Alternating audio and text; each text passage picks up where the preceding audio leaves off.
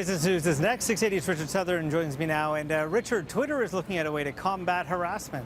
Absolutely. Of course, online harassment, a big issue, especially for Twitter. Reports are, Francis, that the Twitter is working on a program that would identify certain keywords that you could screen out. So it would identify words, for example, like swear words or racial slurs that you could make sure that you wouldn't be able to see on your timeline. The filtering tool could eventually become a moderator for all types of content. For example, you could block a hashtag about an event that you don't care to read about.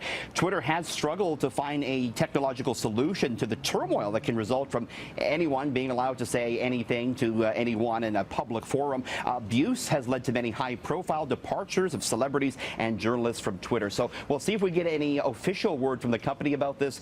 Twitter stock, Francis, drifted lower today. Okay, let's talk about KFC because, you know, it is one of the most closely guarded secrets in the fast food world, but yet their recipe may be out? It may be out, and yes, absolutely. KFC says the original recipe for its chicken is one of the biggest trade secrets in the world. The company, and this is no joke, the company keeps the handwritten recipe in a 700-pound safe that's encased in 2 feet of concrete and monitored 24/7 by video cameras. Despite this, though, it may have been made public. Colonel Sanders' nephew gave an interview to the Chicago Tribune, and he showed the reporter a recipe that was in a scrapbook that was owned by Colonel Sanders' wife. And here it is.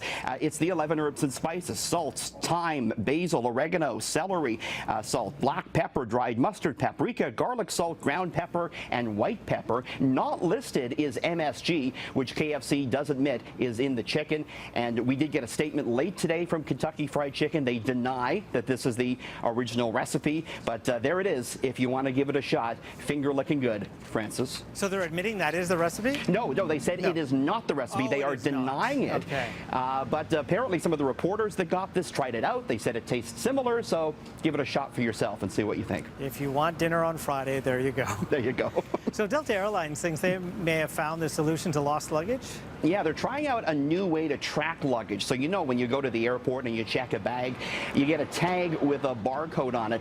What Delta's doing is replacing that barcode system with RFID technology. This is radio frequencies, and this would allow for a bag to be found from a distance, so they could easily pull it off a plane if they needed to.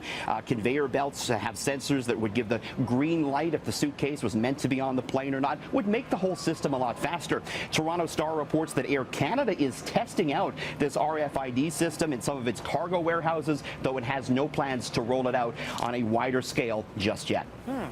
Let's talk about this promotion from Cineplex. It's kind of odd. It's shown up in my social feeds. They've left a gigantic bag of popcorn in a field, hoping it'll get hit by lightning. Yeah, this is absolutely crazy. What a great way to promote your business here. Cineplex putting a 6-meter-tall bag of popcorn, unpopped popcorn, in a field that's close to the 401 in Windsor, and there's a lightning rod in it. So the idea is, if lightning hits the bag, the popcorn may pop, and you can go on their website and vote to whether or not you think that's going to happen. Windsor was chosen because it receives the most lightning strikes of anywhere in Canada. And Cineplex stock, we should mention, has popped higher. It's been a hot one on Bay Street this year, up almost 8%, Francis. And it's still standing, right, after the winds and tornadoes that rolled through? Yes, there's actually a live camera you can look at. I just checked it out. It is still standing, so we'll see if it gets struck by lightning or not. We'll keep you updated on that one. Good thing. You also have a new product that could make airline naps a breeze. It looks silly, but if you've been stuck in coach, you'd probably have dreamt of this particular product. It is called the Nod Pod. It's basically a hammock for your neck. Features memory foam, a memory foam pillow that keeps your neck in line with your torso. An easy sort of way to sleep in a confined space. It fits on all types of seats. There's a Kickstarter for this, which has raised almost $300,000. It's going to hit the market in November, selling for $32, Francis.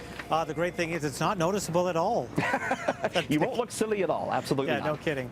Now, you know, I had to look around you and behind you there, Richard, because earlier this morning, Mike Heppel was doing a chat with our City BT in Montreal, and an Olympian photobombed the shot. Let's take a look. He was photobombed. You're such a traditionalist. By the Golden Penny. There's Penny. So she did her little swim move. She's swimming by, and you know what I love about this? She's won so many gold medals, but she's still a 16-year-old. She is. She's still having fun.